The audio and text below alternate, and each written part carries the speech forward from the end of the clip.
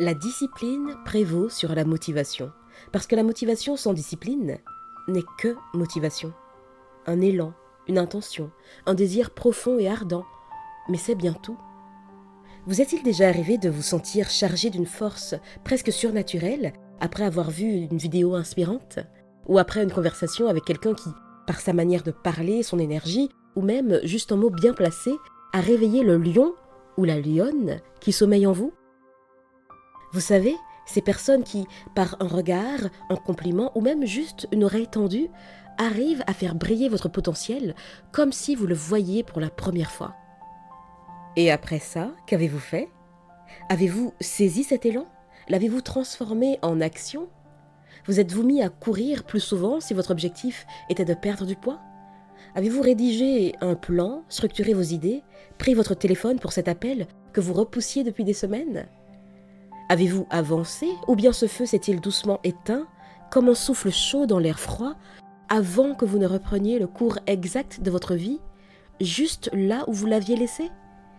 Parce que voilà, la motivation sans action, sans discipline, sans persévérance, n'est qu'un souffle, un bel élan condamné à s'éteindre.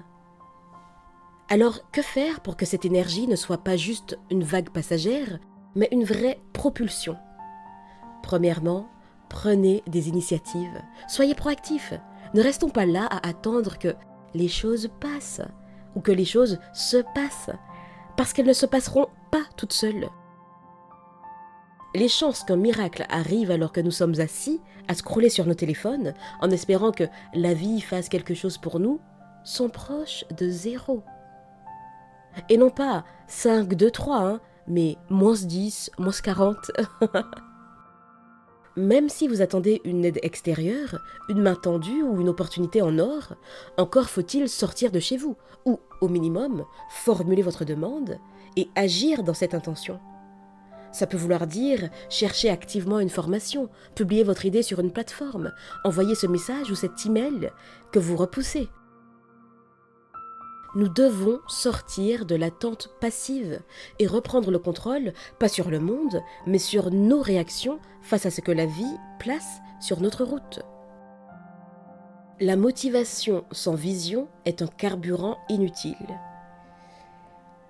Je me permets de répéter. La motivation sans vision est un carburant inutile. C'est comme mettre de l'essence dans une voiture sans avoir d'adresse à atteindre, ou bien conduire avec un plein sur une route sans destination. Oui, vous avez de l'énergie, mais pour aller où? Ayez une vision claire. Sachez pourquoi vous agissez, ce que vous voulez bâtir, à quoi vous aspirez. Pas forcément un plan parfait ou ultra détaillé, mais une direction, un cap. Et gardez cette vision comme une boussole, parce que la route sera longue, parce qu'il y aura des virages, des déviations, des pauses obligatoires, des embûches, des obstacles. Votre vision sera votre fil conducteur, ce qui vous rappellera pourquoi vous avez commencé. Mais attention, quand la motivation monte, après un moment fort, une inspiration soudaine, il est tentant de vouloir tout faire, tout relancer, tout recommencer. Un peu comme ces journées de rangement où, au lieu de vider juste un tiroir, vous retournez toute la maison et vous finissez épuisé sans avoir la force de terminer. Il faut donc de la clarté, oui, vous avez plein d'envies, oui, vous avez plein d'idées, mais vous n'êtes qu'une seule personne et votre attention est un faisceau. Plus elle est concentrée, plus elle est puissante. Priorisez, choisissez ce qui compte vraiment. Concrètement, c'est parfois dire non à des choses cool, intéressantes, mais qui ne servent pas directement votre objectif. C'est trier, filtrer, simplifier. Dans la vie quotidienne, c'est par exemple arrêter de ranger son bureau pour éviter de rédiger ce mail important.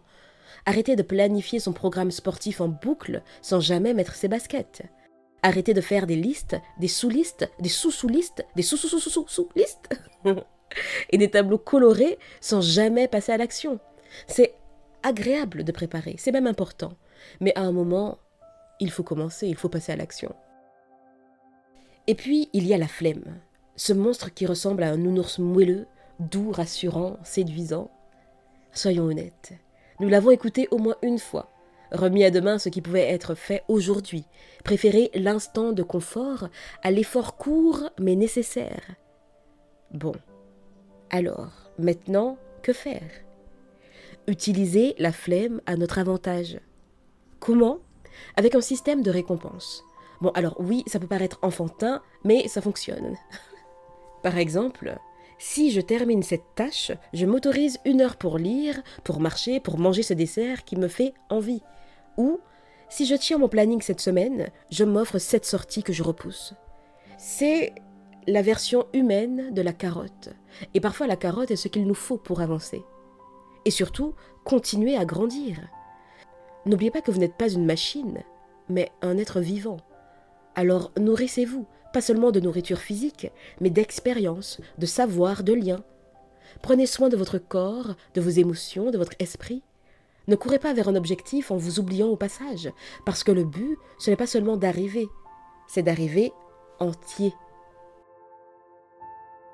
Cher ami, si aujourd'hui vous êtes motivé, c'est parfait. Mais n'oubliez pas que la motivation n'est qu'un point de départ. Je vous dis à bientôt et d'ici là, imposez-vous.